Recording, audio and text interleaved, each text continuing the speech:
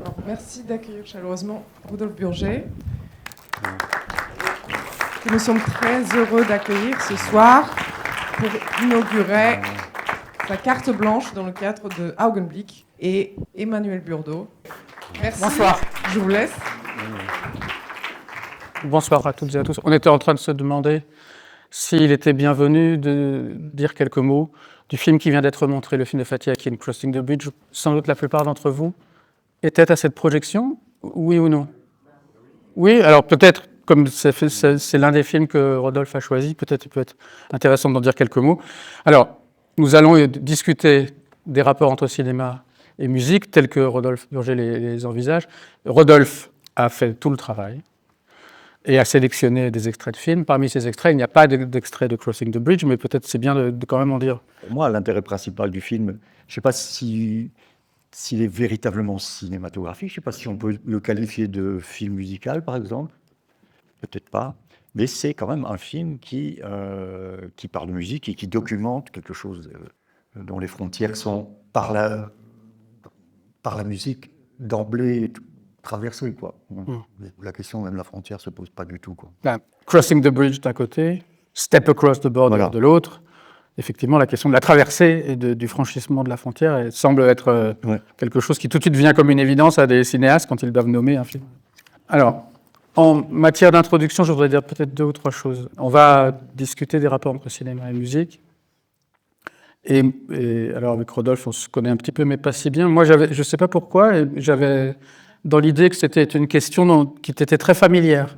Parce que j'ai toujours, se tutoie dans ton travail, je sais le travail que tu as fait autour des ciné-poèmes avec Pierre Alféry, mais j'avais le sentiment que c'était un travail qui était vraiment à la rencontre de plusieurs arts, la musique, la littérature, la philosophie, et je ne sais pas, spontanément, j'ai ajouté le cinéma. Et puis en discutant, tu m'as dit que c'était en vérité quelque chose auquel tu avais réfléchi, bien sûr, mais tu n'avais peut-être pas l'habitude qu'on te demande d'intervenir à ce sujet. Et puis tu as distingué, et je pense que c'est comme ça que les extraits vont s'organiser, différents modes de rapport entre la musique et le cinéma. Si c'est un film sur la musique, si c'est un film qui montre la musique au travail, si c'est un film qui lui-même ambitionne d'être musical. Et une chose que tu m'as dite qui m'a beaucoup surpris, c'est qu'au fond, peut-être c'était pour m'être agréable, au fond tu connaissais pas grand-chose au cinéma. Alors, à ce propos, moi je voudrais raconter quelque chose qui je ne sais pas pourquoi, c'est une petite chose dont toi tu te souviens peut-être pas, mais qui moi m'a absolument marqué et dont je peux parler parce que tu sors cette semaine un album qui s'appelle Radioactivité Replay, qui est donc comment on peut dire, une recréation de cet album mythique de Kraftwerk. Et il y a, je ne sais pas, une quinzaine d'années, peut-être, j'ai assisté à un de tes concerts. C'était pas le premier. Et tu as terminé par Radioactivité, qui est quand même une chanson extrêmement connue. Et à la sortie du concert, je t'ai dit, c'est bien cette chanson, elle est de toi. C'est quand même vraiment un témoignage d'une ignorance crasse. Et là, Rodolphe m'a répondu très très gentiment, vraiment comme si vraiment c'était une question naturelle. Non, c'est d'un groupe allemand qui s'appelle Kraftwerk. Donc voilà, voilà quelqu'un qui sait vous mettre à l'aise lorsque vous dites une chose qui devrait vous faire rentrer sous terre. Donc ne sois pas inquiet de ta méconnaissance du cinéma qui, à mon avis, n'est pas tel que tu le dis. Voilà, je voulais rappeler ça parce que j'y repense, il ne se passe pas une semaine sans que je repense à cette anecdote, cette gentillesse. Non, c'est comme si quelqu'un disait, c'est bien les Beatles, et ils continuent. Alors, avant d'en venir aux extraits, le cinéma. D'accord, c'est pas ton métier, tu fais pas de films, et encore, il y a un certain nombre de films qui ont été faits sur toi, et qui sont quand même toujours autre chose que simplement des portraits, qui sont aussi des films dans lesquels le travail du film rencontre le travail de la musique. Donc c'est quand même une pratique et un art qui t'est proche, qui te sont proches, non? Simplement, c'est quelque chose qui est arrivé tardivement, en fait, par rapport à mon histoire de musique. C'est-à-dire, en gros, du temps de mon groupe Katonoma, on était, je dirais, presque vent debout contre la mise en image de la musique, parce que c'est les années où le clip est extrêmement apparu, où MTV soudain est devenu le nouveau modèle. Enfin, c'était plus que qu'un média, c'était la façon dont la musique devait être écoutée. Donc milieu des années 80. C'est ça. Et à ce moment-là, comme tout le monde, on a eu affaire à des maisons de disques qui nous disaient qu'il faut faire des clips. Et on a eu que des mésaventures avec ça. On a d'ailleurs fait un album qui s'appelle Far From the Pictures. Loin des images, non ? Oui, loin des images. Et parce que au fond, on résistait énormément à cette affaire de clip. Alors, je précise que c'était dans un contexte bien précis qui est la France.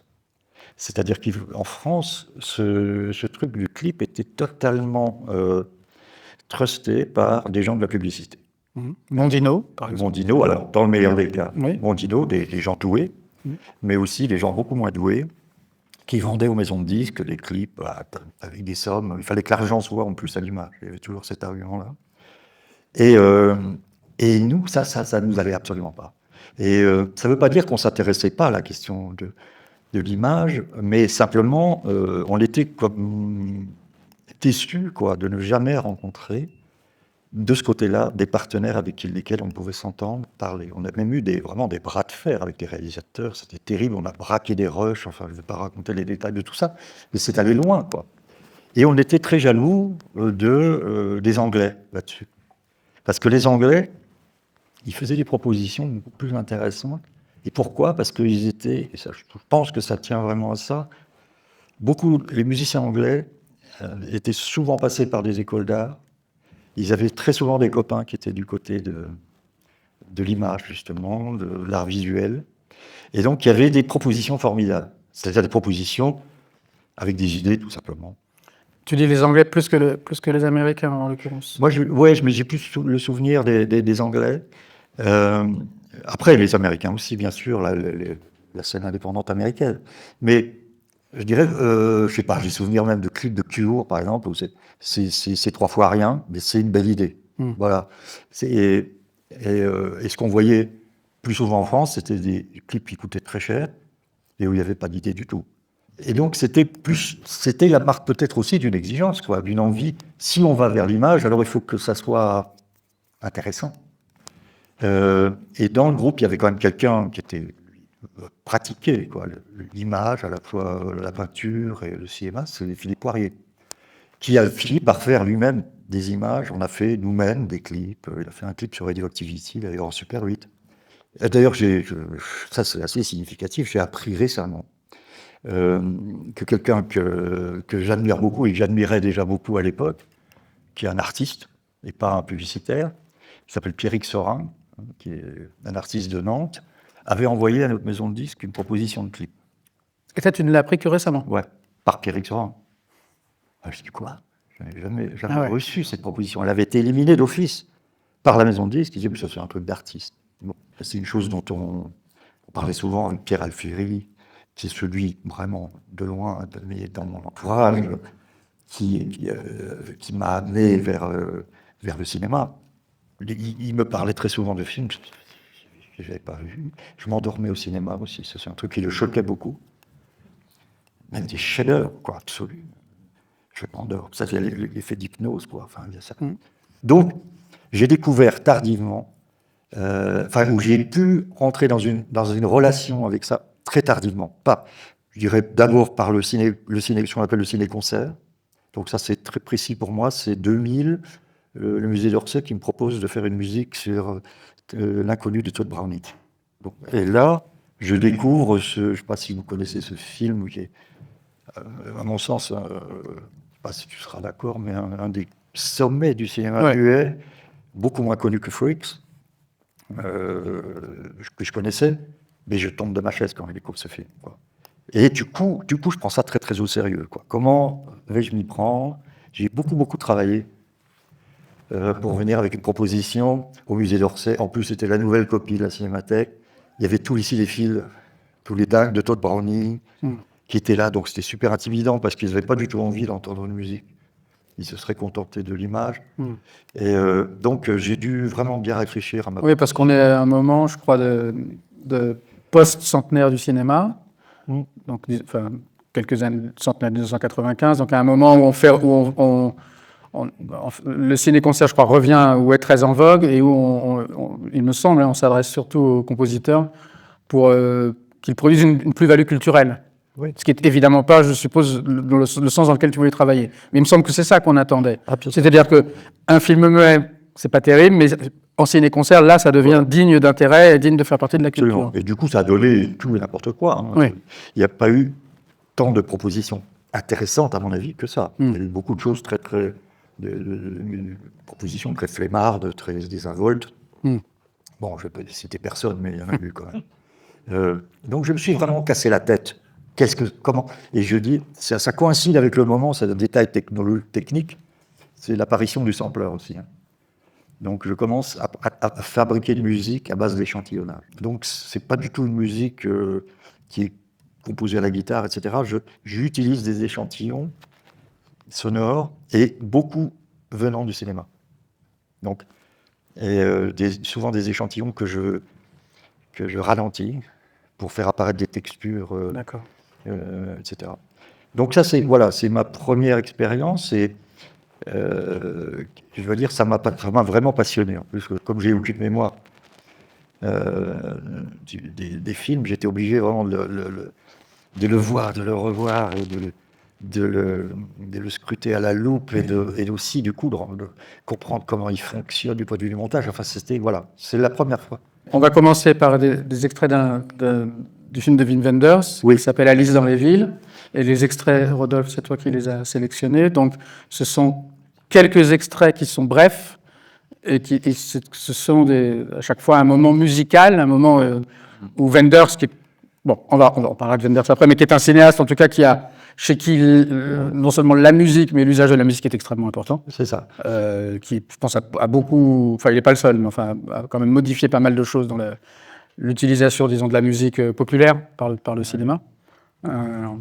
Tu veux dire quelques mots pour introduire parce que, en effet, j'avais envie de montrer des extraits de ce film, parce que, donc, je considère que je n'ai pas une culture cinématographique, etc., mais j'ai toujours eu un intérêt pour les films qui parlent de musique. Ça, c'est certain. Même quand c'était des documentaires, des films qui n'avaient pas, pour moi, forcément un intérêt cinématographique. Donc, je m'intéressais. Donc, je pense à Pet Baker sur Dylan, des choses comme ça, enfin, des archives, quoi, des belles archives. Et avec Wenders, pour moi, apparaît justement quelque chose comme un regard de cinéaste, enfin, si on peut parler de regard sur la musique, hein. Mais oui, je crois qu'on peut le dire, un regard de cinéaste sur la musique. Spécial, un regard spécial, qui est tout autre que celui de ces publicitaires dont on parlait, ou des documentaristes, ceux qui se contentent simplement de documenter quelque chose. Il y a un point de vue, et voilà. En fait, il y a les deux chez Wenders, parce qu'il a aussi réalisé des films sur la musique, et d'ailleurs, le Buena Vista Social Club au début des années 2000, et le film qui l'a vraiment fait revenir dans le jeu, alors qu'il était un peu disqualifié, disons. Mais là, le film dont on va voir quelques extraits à la suite, c'est la grande période de Wim Wenders. C'est le moment où Wenders, avec Herzog, d'ailleurs, dont on verra aussi un extrait tout à l'heure, devient un des grands auteurs du cinéma européen, en Europe d'ailleurs, et aussi internationalement. Donc Alice dans les villes, c'est 1974. Ça n'est pas un film sur la musique, mais c'est l'histoire d'une errance, d'un homme et d'une petite fille qui s'appelle Alice, mais c'est un film dans lequel plusieurs scènes sont musicales, et donc on va en voir maintenant quelques-unes, et puis on en parlera après.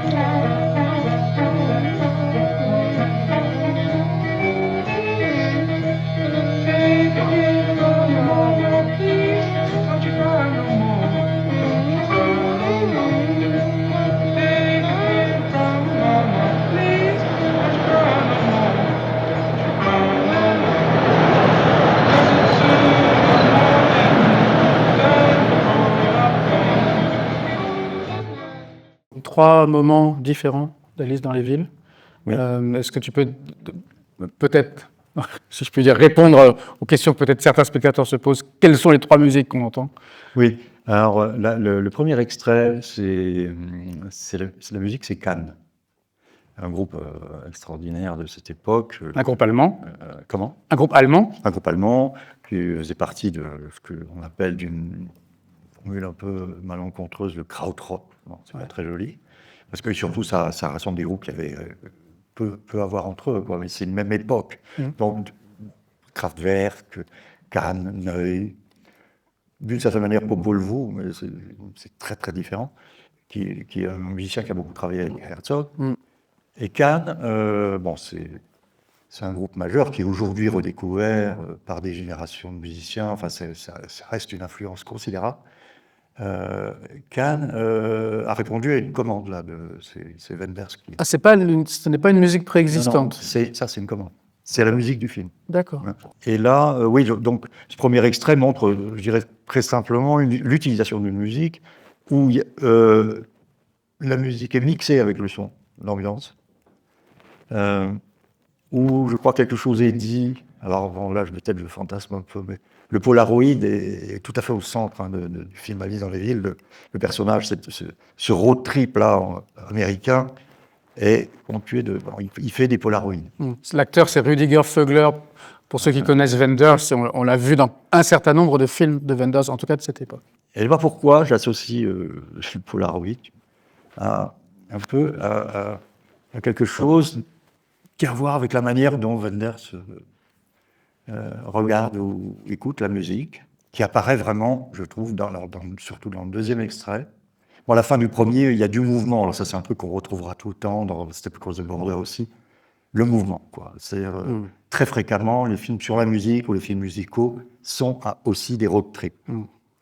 Ce que certains, d'ailleurs, au sujet de Wim Wenders, appellent l'embrayage musical, c'est-à-dire la facilité, lorsqu'on utilise de la musique, de mettre les choses en mouvement et de créer un effet d'entraînement réciproque entre le mouvement dans l'image et le mouvement de la musique. Oui, tout à fait. Là, on voit bien, d'ailleurs, c'est très beau, hein, mais on voit bien que la même musique, le même morceau se prolonge sur des scènes très différentes les unes des unes.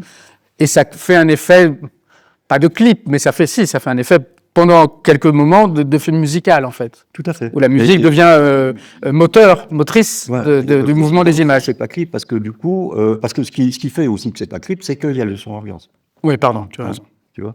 Et le deuxième, j'aime beaucoup parce que j'adore Chuck Berry, que vous avez sans doute reconnu, qui est filmé, cadré de manière incroyable, ce plan là, avec ce visage noir ébène et tout ça. Mais ce que je trouve intéressant, c'est le chant contre chant là, et le sourire, hein, le sourire qui va de l'auditeur qui répond au sourire de Chuck Berry. Donc ça raconte comment la musique est écoutée.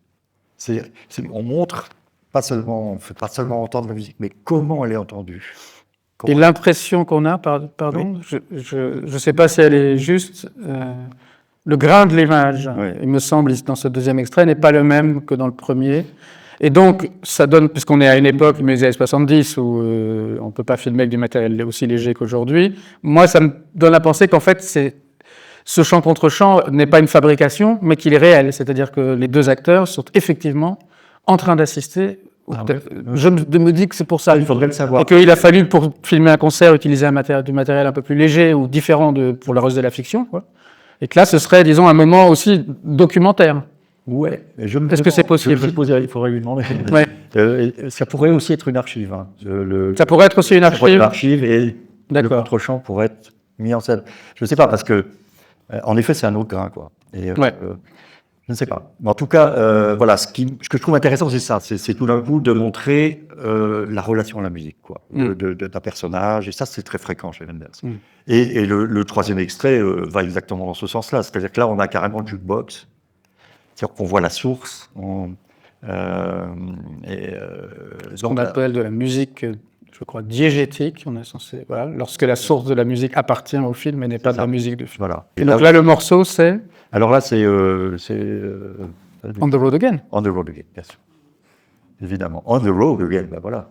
On avance, donc là, c'est Step Across the Border, Step Across the Border. qui est un film, je crois, culte. Oui, absolument. Il a suffi, d'ailleurs, je revois un peu quand le festival a partagé des informations sur Instagram, le nombre de personnes qui ont dit « Ah, ce film a changé ma vie ». C'est un film qui est très, très important, je crois. Bon, il est 1990. Au centre du film se trouve un musicien qui s'appelle Fred Frith, qui est un musicien britannique.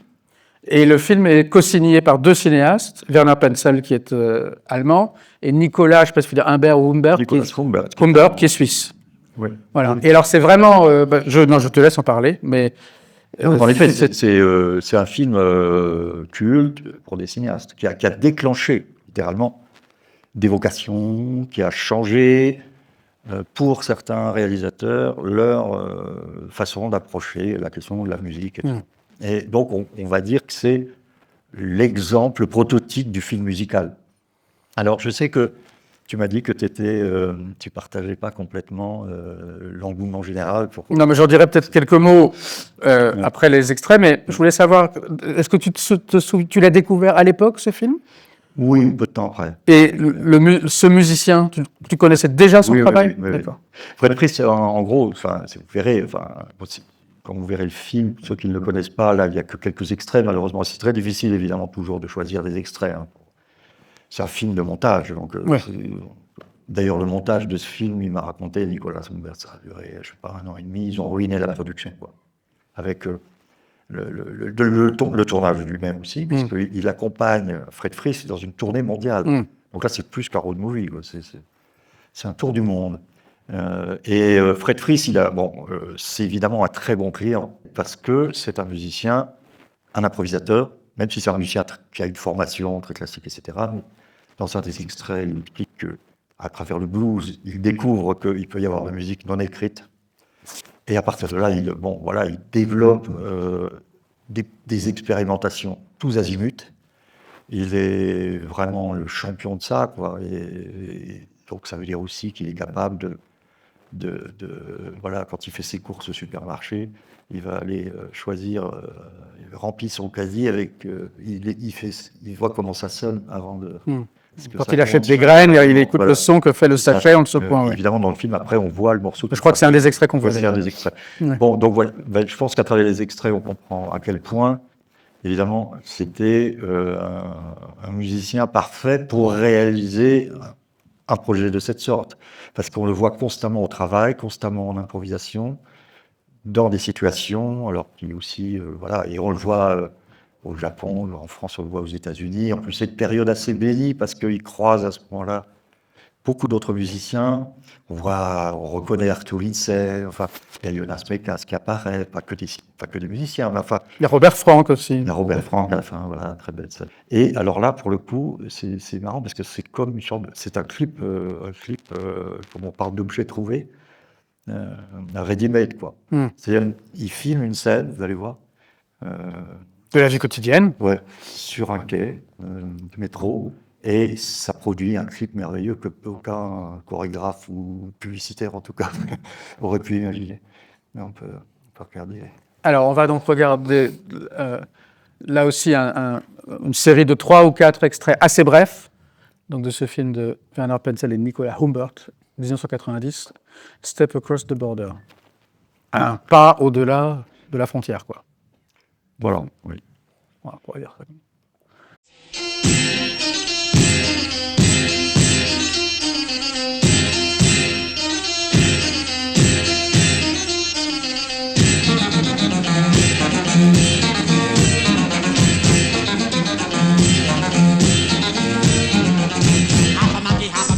Better than no monkey. Look at you, you haven't got a nightmare.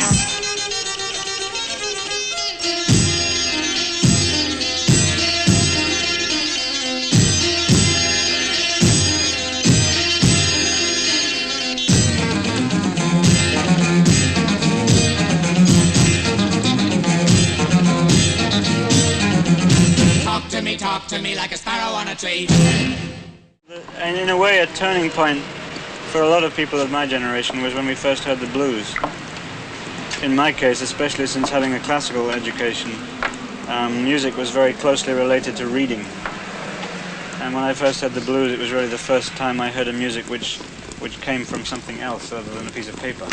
I mean, even the Shadows, I went out and bought Shadows sheet music and learned to read the chords out of a book and played Shadows tunes, although I'm sure they didn't do it that way. But I did it that way. Yeah, you did it. Yeah. So when I heard the blues, there was no reference. I didn't have a piece of paper I could go out and buy. It was just, it was like hearing the guitar being a human voice. And as soon as you make that connection between the voice and the instrument that you play, it transforms your idea about what music can be.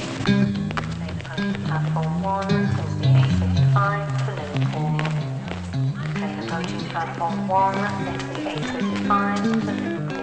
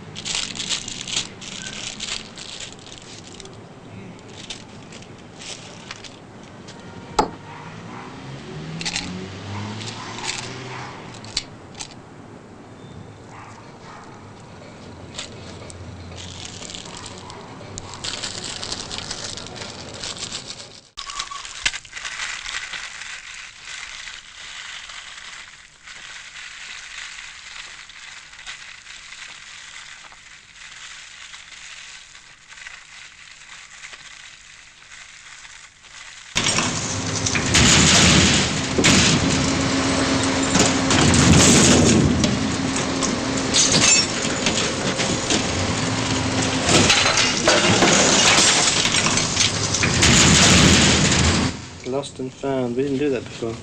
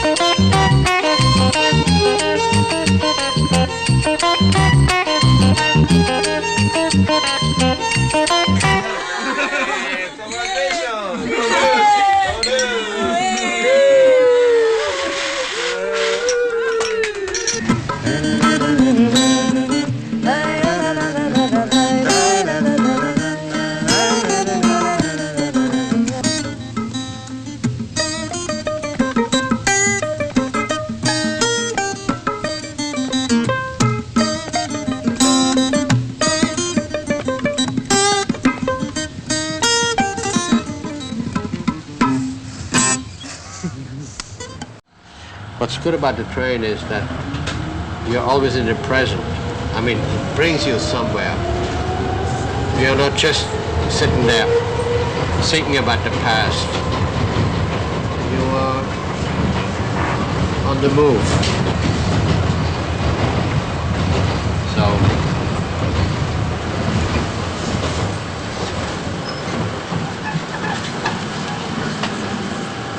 Too much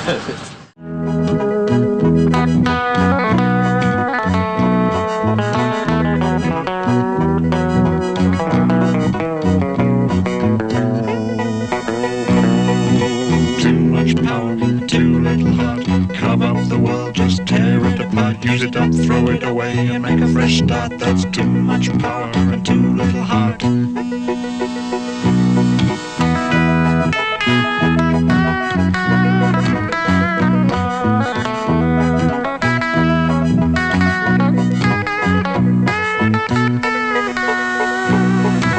So much to do and so little time. What the eye doesn't see, the heart won't mind. If they don't die here, they can die anytime. So much to do and so little time.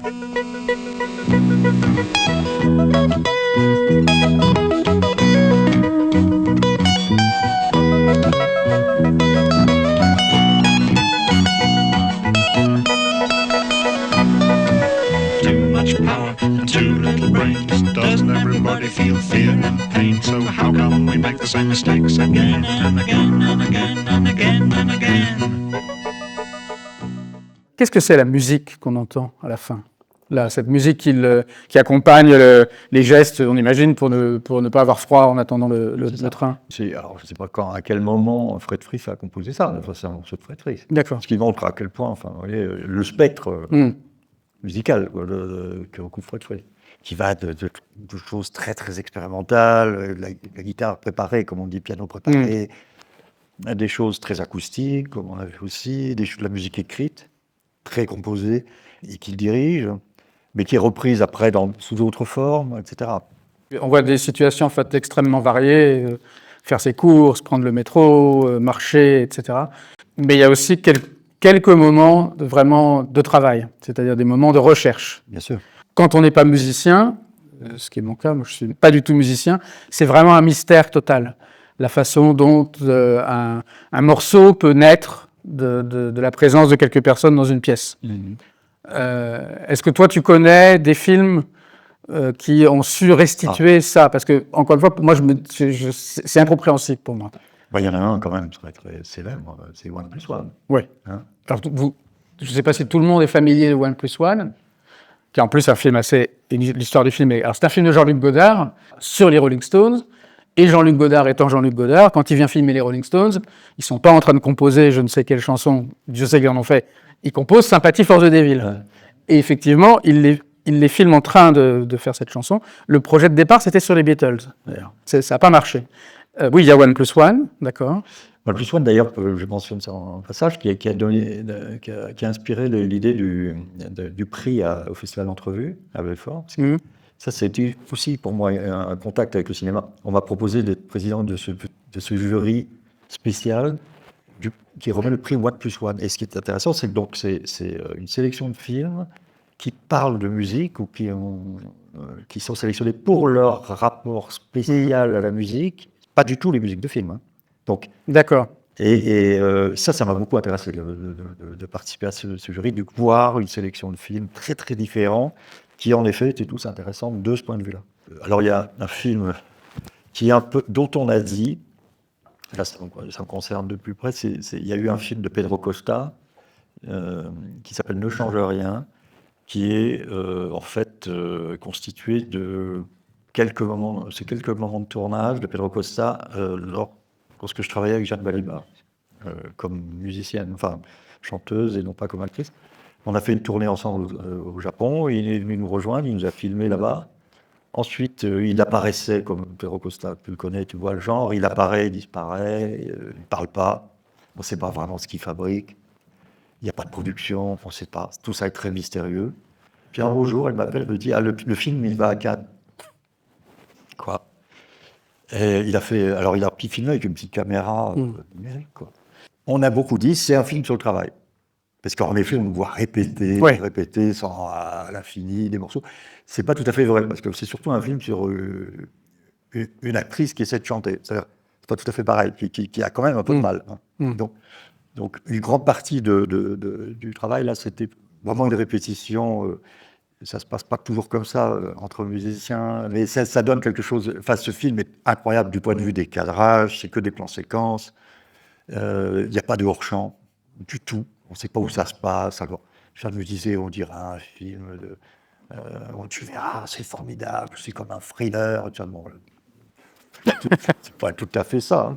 Mais bon, voilà, ça c'était. Là, c'est un peu aussi le projet de montrer le travail. Parce qu'on la voit aussi, elle préparait. Une opérette. d'Offenbach, c'est ça? D'Offenbach, je ne sais plus laquelle. Ouais. Et elle prend des cours de chant. Alors là, c'est assez austère, quoi. On la voit vraiment répéter avec une prof de chant qui la rectifie, etc. On voit le travail, quoi, au sens où laborieux. Dans le cas de Fred Frith, c'est surtout un improvisateur. Hein, c'est un peu pareil, je dirais, c'est un musicien un peu de la même famille que John Zorn, hein, par exemple, dont Mathieu Lamalric a fait 3 films sur John Zorn. C'est aussi un client comme ça, c'est une espèce d'ogre, quelqu'un qui traverse tous les genres, qui va très vite, qui croise une foule de musiciens, etc. Donc, on a moins la sensation du travail que la sensation justement d'une expérience qui se fait dans la situation. C'est quelqu'un qui fait feu de tout bois, quoi. Ouais, c'est justement à cet endroit, moi, que j'avais une petite réserve, parce que effectivement, c'est quelqu'un. Alors, c'est magnifique, hein. C'est quelqu'un, on le voit très bien. Là, c'est quelqu'un pour qui tout dans la vie est possiblement musique. C'est ça. Les sachets qu'il achète, le râteau dans un jardin japonais, voilà. Et bon, au bout du compte, je me dis, si tout est musique, alors qu'est-ce qui est musique d'une certaine façon? Oui. Mais je voulais te poser la question, parce que toi, tu as travaillé aussi à Strasbourg, tu as travaillé pour le tramway, n'est-ce pas? Oui. Est-ce que toi, c'est aussi ton approche de la musique que de dire qu'en fait, est-ce que pour toi, la musique aussi est quelque chose sur quoi tu peux tomber dans n'importe quelle situation? Pas du tout. Un peu comme lui. Pas du tout. Oui, c'est ce qui me semblait. Pas du tout. Non, je suis pas du tout improvisateur. Ou très peu. Enfin, si, je dis ça et en même temps, je suis pas non plus dans l'exécution. Donc, j'adore toujours varier, changer, réinterpréter, modifier, reprendre, etc. Mais je suis pas du tout un improvisateur comme Fred Frith peut l'être, comme le sont en général les jazzmen. Les grands improvisateurs, c'est les jazzmen, quoi. C'est tout à fait facile. Et toi, le jazz est quelque chose que tu vois comme étant loin de toi? Non, quelque chose qui m'a énormément fasciné. J'ai très peu pratiqué. J'ai eu la chance quand même de le faire l'une ou l'autre fois, mais toujours en marchant comme ça, un peu sur des œufs. Ce qui est merveilleux, c'est de la façon dont l'improvisation est, malgré tout, dans le cadre du jazz, une passion pour Ornette Coleman, par exemple, qui a développé toute une méthode d'improvisation et qui est fondée vraiment sur, en fait... Ornette Coleman, c'est l'inventeur du free jazz, oui, tu peux dire ça? Voilà, Je connais rien. Free jazz vient d'Ornette et d'un album qu'il a enregistré avec un double quartet. Tout le travail d'Ornette, ça a été de transmettre une méthode d'improvisation qui est basée uniquement... Et c'est quelque chose qu'on retrouve aussi dans les musiques dites modales, d'ailleurs, de beaucoup de musiques du monde, c'est-à-dire l'impératif de répondre à ce que vient de dire l'autre, en gros. C'est chez Ornette Coleman, quelqu'un dit quelque chose, le bassiste fait une petite phrase, le guitariste doit répondre. Et il doit répondre autrement, il ne doit pas répéter, il ne doit pas commenter, il doit paraphraser d'une certaine manière, et tous les musiciens doivent le faire. Il n'y en a pas un qui est le batteur responsable du rythme, non. Ils sont tous phraseurs. Tout le monde phrase. Mais tout le monde phrase dans un espace harmonique qui est complètement éclaté. Sa musique, sa théorie s'appelle l'harmologie. Donc, il n'y a plus de règles harmoniques, de cohérence harmonique. Ça fait que c'est une musique qui donne un peu le mal de mer. Mais qui est extraordinaire à écouter, en live notamment, quand ça fonctionne et qu'il y a cette espèce de phrase qui répond à une phrase, qui répond à une phrase. Donc selon lui, il n'y a pas d'improvisation si on est tout seul, quoi. Non, même si l'improvisation, en l'occurrence, très souvent, c'est quand même celui qui phrase au centre, c'est quand même lui. Ça part de thème, d'ailleurs, magnifique. Il est celui qui lance la phrase, quoi, plutôt. Mais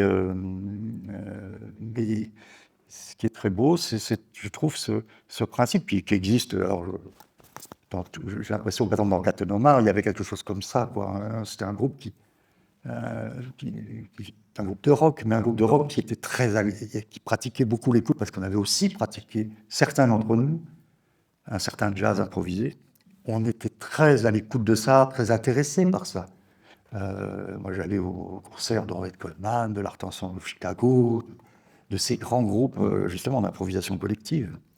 Et il y a quelque chose, peut-être un peu de ça, dans la façon de s'écouter mutuellement, de se répondre les uns aux autres.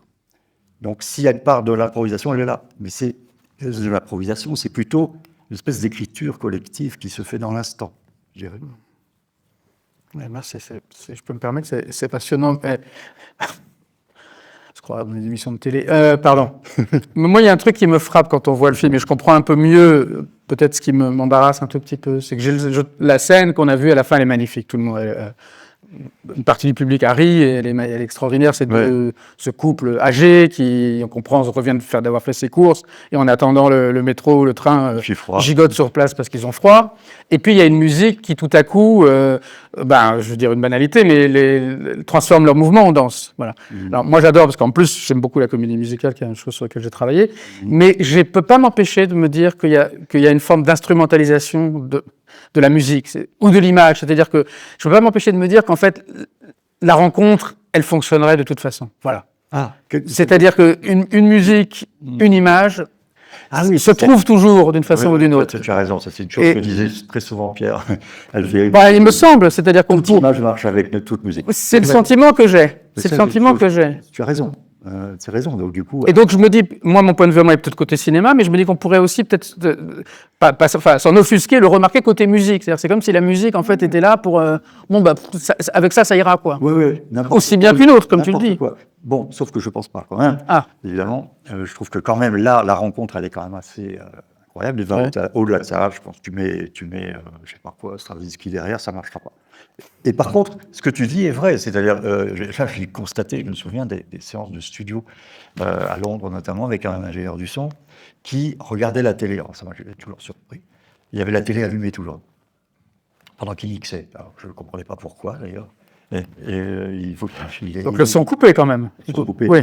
Sauf quand il y avait un truc qui l'intéressait, les Simpsons. Mais sinon, il m'a dit que c'était un truc pour dissuader les directeurs artistiques de maisons de disques, pour leur faire croire qu'on ne travaillait pas, que c'était je sais pas quoi.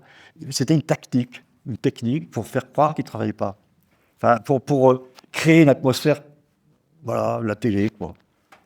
Alors qu'il était parfaitement concentré sur son travail. Mais évidemment, donc, moi j'avais toujours une image sous les yeux et je vérifiais ce que tu dis. C'est-à-dire que n'importe quelle image va avec quelle musique, que d'une certaine manière. C'est-à-dire c'est lié à cette chose qu'elles ont en commun, musique et image, enfin, qui est le mouvement.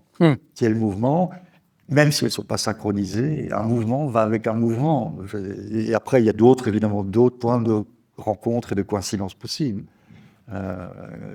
Mais qui sont alors le sujet, est-ce que ça figure, etc. Enfin, mais c'est vrai que d'une certaine manière, on pourrait dire ça, que tout marche avec tout. Et en même temps, il y a quand même des choses qui marchent particulièrement bien. Et c'est justement la chose que j'ai découvert alors, dans le travail avec Pierre Alfieri, avec une monteuse, Cynthia Delbar, qui, si on dit à Cynthia toute image avec toute musique, que devient son travail. Oui, bien sûr, absolument. Et même si le travail de montage n'est pas simplement de faire se rencontrer image et musique, mais effectivement, oui, bien sûr. Alors, on va regarder. Alors maintenant, c'est très différent quand même. Alors pour le coup, c'est un cinéaste que je connais particulièrement bien. Oui. Donc il s'agit de Werner Herzog, qui est un cinéaste qui est de la génération de Wenders, absolument. C'est la génération dite du nouveau cinéma allemand. Et Herzog, il a connu c'est quelqu'un qui aujourd'hui est redevenu extrêmement important, après un long passage à vide. Il va y avoir là, dans les semaines qui viennent, une nouvelle rétrospective de son travail en 3 grands volets. C'est quelqu'un qui a reçu à Venise un Lion d'Or des mains de Francis Ford Coppola. C'est quelqu'un qui met en scène de l'opéra, qui prête sa voix à des dessins animés, qui est devenu en plus une espèce de star des réseaux sociaux. Enfin voilà, c'est un très grand cinéaste par ailleurs, qui a un rapport assez bizarre à la musique, il me semble, dont on va parler. Et là, ce que tu as choisi, c'est une série d'extraits d'un film extraordinaire qui s'appelle en français L'énigme de Kaspar Hauser, mais dont le titre allemand n'a rien à voir, parce que le titre allemand, je crois, Chacun pour soi et Dieu Chacun contre pour soi et Dieu tous. contre tous. Chacun pour soi et Dieu contre tous, qui est d'ailleurs aussi le titre de l'autobiographie publiée l'an dernier par Herzog, Ouais. qui, entre autres choses, comme il fait beaucoup de choses, est aussi un écrivain de première importance. Et il considère d'ailleurs qu'en fait, Plus important. s'il passera à la postérité, parce qu'il est convaincu de passer à la postérité, ce sera pour ses travaux d'écriture et non pas de réalisateur. Voilà. Alors, la figure de Kaspar Hauser, elle est à la fois méconnue, mais quand même célébrissime. Je ne sais pas, j'avais lu que plus d'1 millier de livres lui ont été consacrés. Il doit exister d'autres films sur lui, mais enfin, c'est quand même ce film-ci qui reste. Et c'est un film dans lequel le rapport à la musique est très différent de ce qu'on a vu jusqu'à présent. n'est-ce Oui, pas voilà. Et c'est peut-être. C'est pas un film musical du tout. Enfin, il y a de la musique, mais c'est pas du tout un film C'est musical. un film qui fait usage de musique. Mais là, pour le coup, parce que c'est drôle parce qu'on voit apparaître son ami, j'ai oublié son nom, qui est comment dire, presque l'unique représentant du groupe Popol Vuh. Il apparaît dans le film.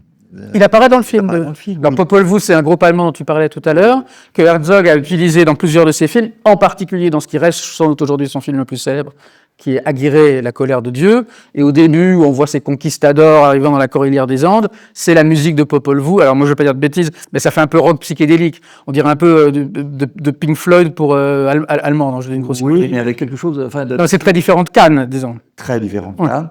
Et aussi parce qu'il y avait quelque chose aussi d'assez archaïque, assez ancien, Ouais. un usage d'instruments médiévaux, etc. Et c'était je crois que quelqu'un de très intéressant, de très proche d'Herzog. Ils étaient amis, quoi, vraiment. Et c'est drôle parce qu'il apparaît dans Kaspar Hauser. dans Kaspar Hauser, et il joue le rôle d'un aveugle. D'accord. Et la musique, oui, c'est plus. Bon, il y a un peu de Bach, parce qu'à un moment donné, on voit Kaspar qui essaye de. On verra d'ailleurs, je crois, dans les extraits que j'ai choisis, qui essaie d'annoncer un peu de Bach. Mais sinon, c'est quoi? Qu'est-ce qu'il utilise? En plus, vraiment des trucs qui sont, quelquefois, ça lui arrive, hein, dans le film sur les volcans aussi, là, des musiques qui sont des espèces de clichés, quoi. Hein. Là, c'est Pachelbel, voilà, qui est, on ne peut plus, voilà, c'est une espèce de standard. Parce que Herzog, aujourd'hui, a dû réaliser une centaine de films. Donc quand même, la plus grande partie sont des films documentaires. Beaucoup de fictions, mais aussi des documentaires. Il en fait toujours beaucoup. Il doit faire aujourd'hui encore à 83 ans 3-4 films lents. Et l'année dernière, vous avez peut-être entendu parler d'un film qui s'appelle Au cœur des volcans, dans lequel il rend hommage à un couple de volcanologues alsaciens. Merci, Maurice et Katia Kraft. Et le film est baigné de musique du début jusqu'à la fin. Ce qui aurait fait dire à un autre, non, il n'est pas alsacien, lui, il est lorrain, Jean-Marie Straub, qu'il a mis toute sa discothèque, en gros. Et comme il a fait 100 films et qu'il n'a pas une discothèque, semble-t-il, énorme, d'un film à l'autre, il réutilise effectivement Pachelbel, le prologue de l'Or du Rhin, et donc il y va, quoi. Voilà. Absolument. Donc mais là en l'occurrence, j'avais envie de montrer ce film, des extraits, là, parce que, pour une autre raison. Donc c'est pas en tant que film musical. Non. Là, tout d'un coup, là, j'en viens donc à des expériences que j'ai pu faire après les ciné-concerts, les choses que j'ai évoquées, des expériences qui m'ont rapproché du cinéma d'une autre façon. En fait, ce film est l'origine de tout un projet qu'on a fait, qu'on a mis écrivain Olivier Cadio, qui s'appelle Psychopharmaca. Qui a déjà donné lieu à un disque, Oui, qui porte ce nom. Disque et Psychopharmaca en allemand. Vous êtes tous ici germanistes, bien sûr. C'est les médicaments pour la tête. Hein, bon. Et ce disque est tout entier, a trouvé son origine dans les lignes de Kaspar Hauser. Et ça, on a commencé par faire un morceau ensemble, parce que ces disques qu'on fait ensemble avec Cadio, c'est plus du tout des disques où lui écrit les paroles et moi fais des musiques.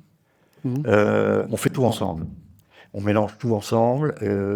Quelquefois, c'est lui qui suggère des musiques, moi qui suggère des archives. On fait beaucoup d'échantillonnage. Il peut y avoir la voix de Deleuze au milieu de la voix d'un paysan welsh de Sainte-Marie-aux-Mines, etc.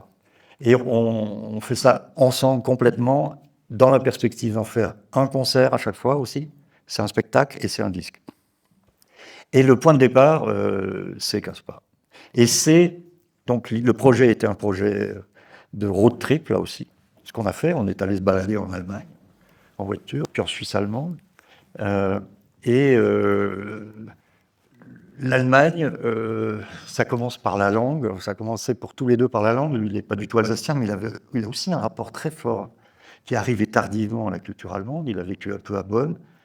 Et dans ce disque, on a mélangé nos fétiches, nos objets d'amour venus d'Allemagne. Et le premier, c'est la langue. Et dans ce film, il y a des scènes où l'acteur Bruno, cet acteur incroyable qui a fait l'objet de l'autre film que j'ai proposé en programmation. La balade de Bruno, enfin, c'est le titre français.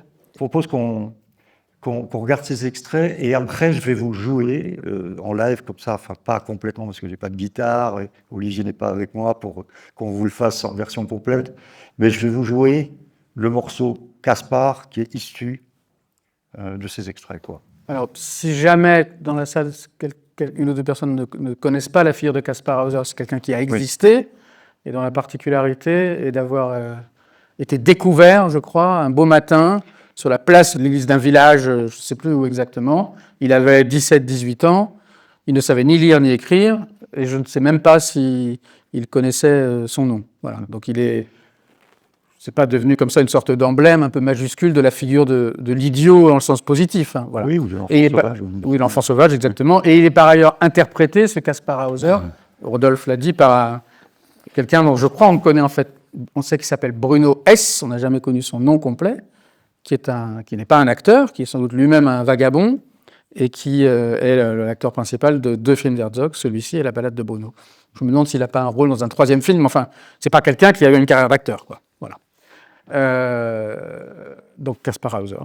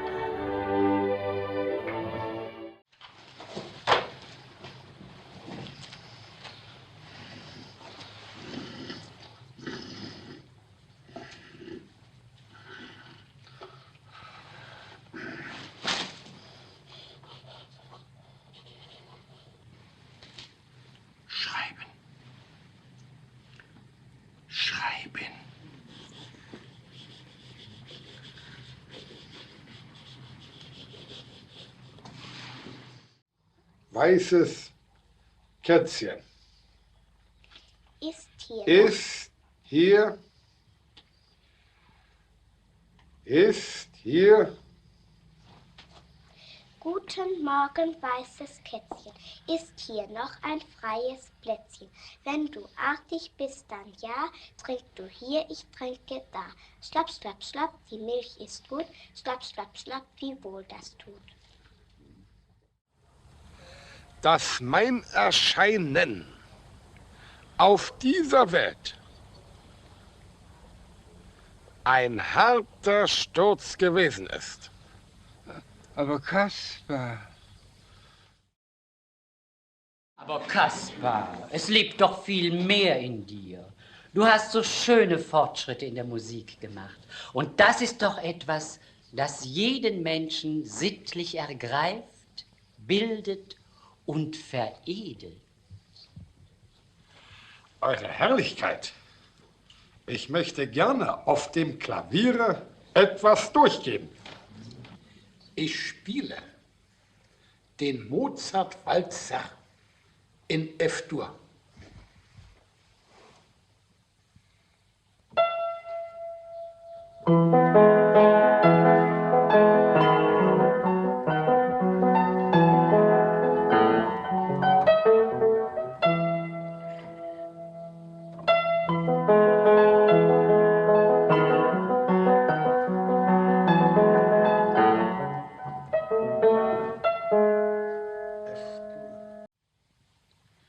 Durch den Sand. Und diese Karawane wird von einem alten Berber geführt. Und dieser alte Mann ist blind.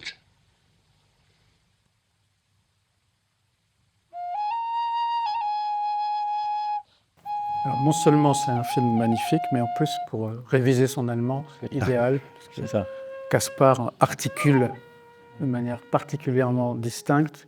C'est musique, mais ce n'est pas uniquement de la musique, c'est aussi, vous l'avez vu, tu l'as très bien résumé, c'est l'enfant sauvage, donc même si c'est très différent de l'enfant sauvage selon Truffaut, mais enfin c'est quand même l'apprentissage de la parole, et l'apprentissage au sens large de la vie, disons, civilisée, par un homme tombé un peu du ciel. Il le dit lui-même, ma venue dans le monde a été une dure chute. Donc c'est pas que la musique, c'est aussi l'écriture, le langage parlé. C'est ça, là c'est même plus que la musique, c'est la langue. C'est cette espèce d'allemand natif, quoi, d'allemand. Pour moi, ça a été extraordinaire de découvrir que Herzog avait mis cette phrase en exergue. Vous avez vu, n'entendez-vous donc pas cette voix épouvantable qui crie et qu'on appelle d'ordinaire le silence. Et il ne dit pas du tout d'où ça vient. Moi, je croyais que c'était de lui.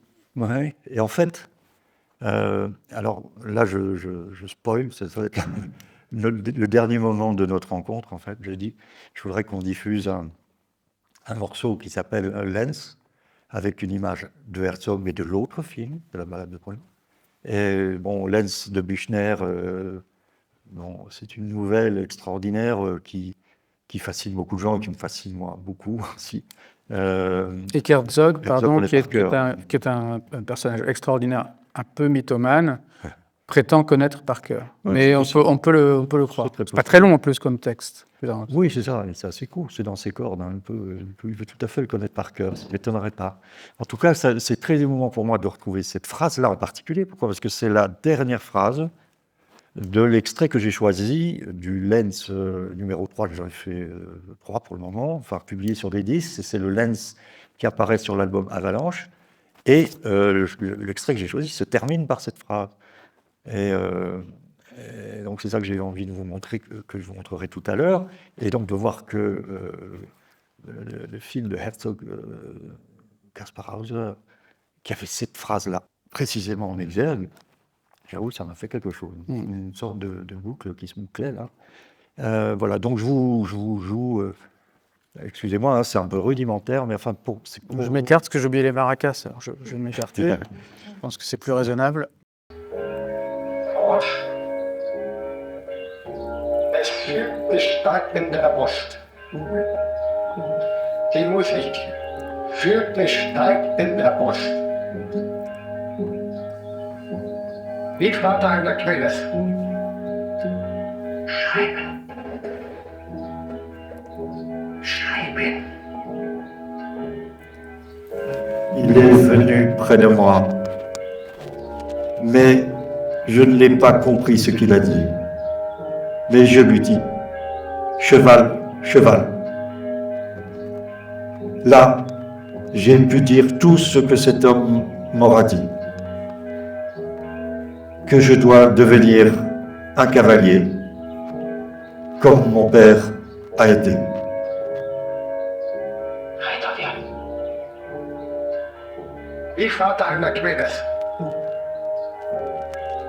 Alors je dis à nouveau, maison, cheval et cavalier.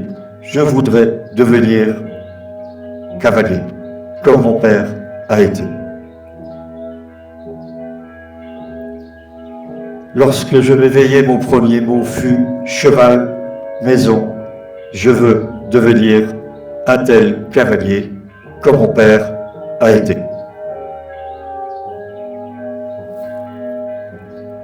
Ich hab geträumt. Ich sehe eine große Karawane. Je vois une grande caravane Die Wüste kommen. Qui vient à travers le désert, Durch den Sand. à travers le sable. Und diese Karawane Et cette caravane wird von einem est conduite par un alten geführt. Vieux Berbère. Und dieser alte Mann Et ce vieil homme ist blind. est aveugle. Merci Rodolphe. Alors, il nous reste un extrait à voir, mais là c'est vrai qu'on est, à travers ce qu'on vient d'entendre et puis ce qu'on a vu, c'est des questions qui se croisent, mais là c'est plutôt, là en l'occurrence, le rapport entre la langue et la musique, enfin entre la langue parlée et le... Tu as eu une expression tout à l'heure sur laquelle tu t'es arrêté et puis finalement tu as décidé de la garder, tu as dit comment un cinéaste, c'est une question théorique que je vais poser, hein. Comment un cinéaste regarde la musique. Que dans ta musique, tu essayes de faire surgir les images. Est-ce que c'est quelque chose est-ce que c'est une façon de voir les choses qui te parle? Alors, ça, je ne sais pas, mais en tous les cas, le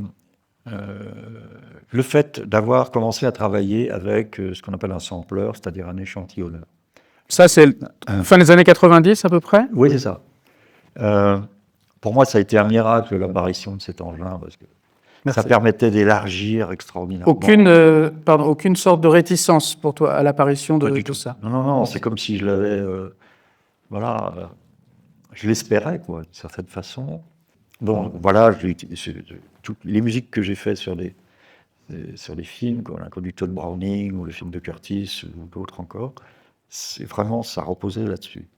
Et la possibilité, du coup, pour moi, de le citer en déformant aussi des choses qui venaient précisément des musiques de films, hein, souvent. Et là, c'est aussi l'échantillonnage. Hein. Voilà, j'ai prélevé des éléments dans le film. Et je ne sais pas si c'est pour faire des images, mais en tout cas, c'est pour souligner l'incroyable puissance, l'impact que peuvent avoir dans des films. Alors, c'est pas l'image, là, pour le coup, c'est plus là c'est vraiment la langue, là, ce don, cette chose. La façon dont ça se grave dans la mémoire, pour le coup, moi qui n'ai aucune mémoire des images, là, par contre, ça a un effet incroyable. Donc, de le rejouer ou de le boucler, de le répéter, c'est une manière de rendre... voilà, il y a un effet, l'orme d'Aladin aussi, comme ça, quoi, une manière de faire surgir des esprits, quoi, enfin, qui se baladent comme ça, dans les films ou ailleurs. C'est pas... Ça se mixe facilement avec Olivier, donc on va mixer les archives de choses qui viennent de films, dans la musique, le morceau qu'on a fait, où on entend Deleuze... qui dit Jonage, oui, voilà, c'est un extrait de l'abécédaire, je suppose, c'est ça? Non, c'est pas l'abécédaire, c'est un cours sur Spinoza, auquel j'avais assisté. Et sur le deuxième genre de connaissance, il prend comme exemple, je sais nager, j'ai nagé, j'ai volé. Vous voyez bien que c'est un étrange bonheur, etc. Et ça... Ça, c'est le début des années 80, je pense. Oui, c'est ça. Ce sont les cours qui sont en train, d'ailleurs, d'être... Absolument. Et d'ailleurs, c'est intéressant, la conversation pourrait se poursuivre des siècles, mais c'est intéressant, parce que Gilles, le philosophe de Deleuze, dont on célèbre le centenaire aujourd'hui, et qui était quelqu'un, je pense, d'extrêmement décidé sur tous les points. Il a d'ailleurs, je ne sais pas si c'est une forme de décision, mais enfin, il s'est suicidé parce qu'il était malade, avait expressément, je crois qu'il n'avait donné qu'une seule consigne à sa mort, c'était pas d'inédit. Donc il ne voulait pas qu'il y ait de publication inédite. Mais depuis un certain temps, la publication des cours, donc l'inédite, est en route, y compris le cours sur Spinoza, qui est sorti, je crois, il y a quelques mois. Pourquoi ? Parce que trop de piratage, justement. C'est intéressant. Parce que les cours circulaient, des éditions pirates nées des enregistrements audio, il y en avait tellement qu'ils ont décidé qu'il fallait en faire une qui serait considérée comme la vraie.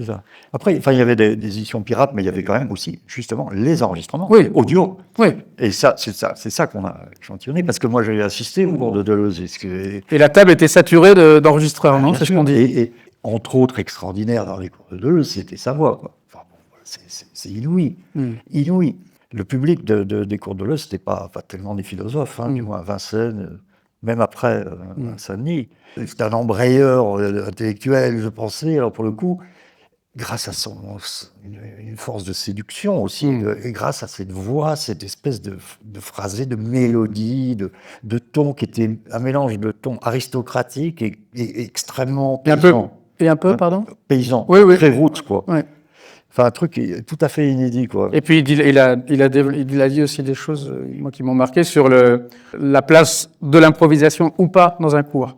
Il disait, un cours, si on veut qu'il soit un peu improvisé, un peu naturel, en fait, il faut le préparer énormément pour que le jour du cours lui-même, on puisse oublier tout. Il comparait le cours à un concert.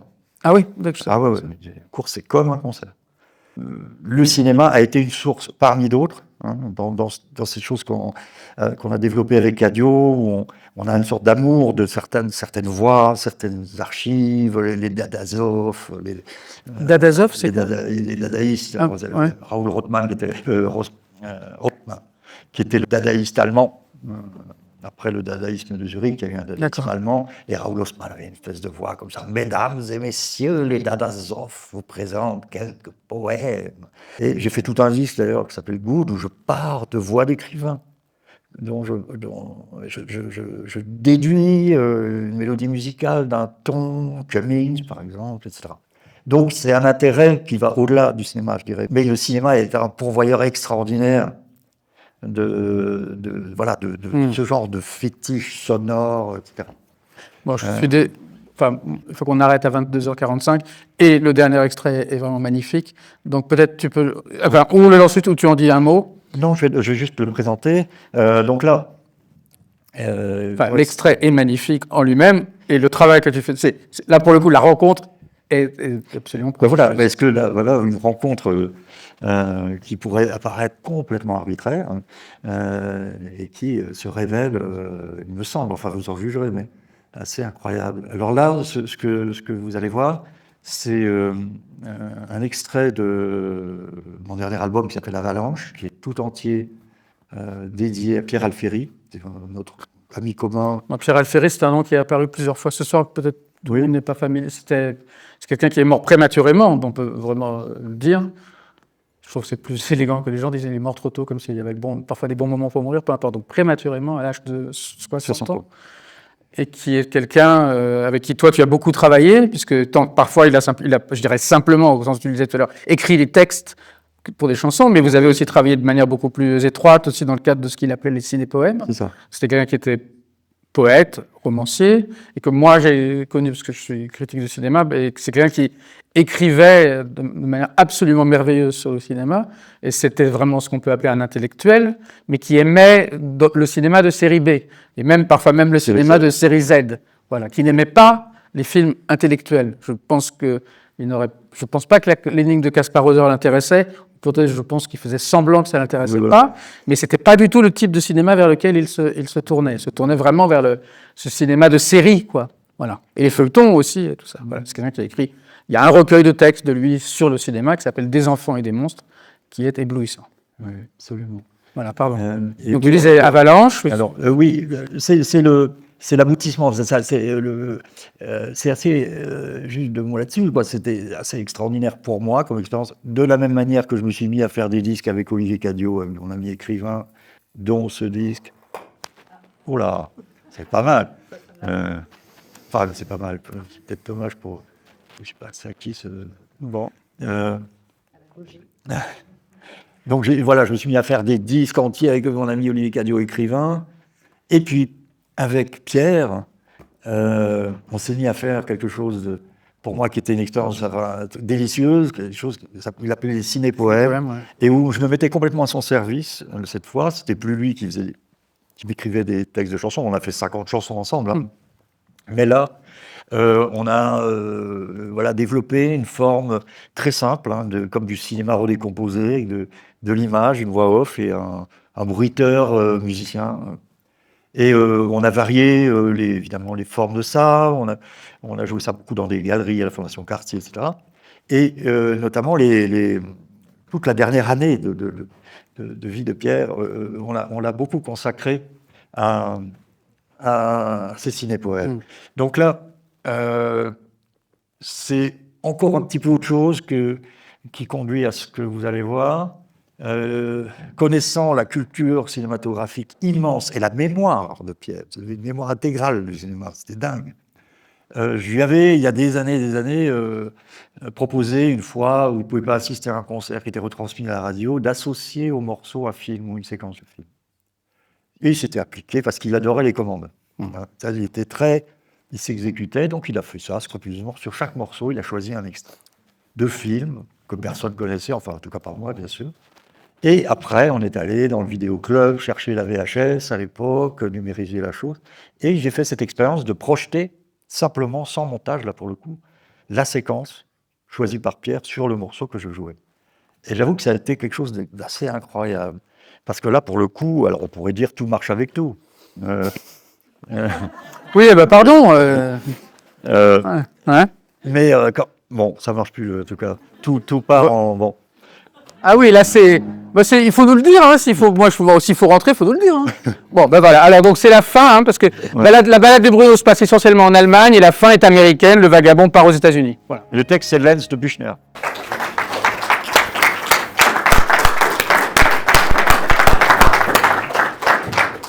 Bon, je crois qu'il nous faut clore. Je voudrais remercier beaucoup Rodolphe Burger pour sa générosité. Moi, j'ai passé un excellent moment. Tant pis pour ceux qui sont partis. Voilà.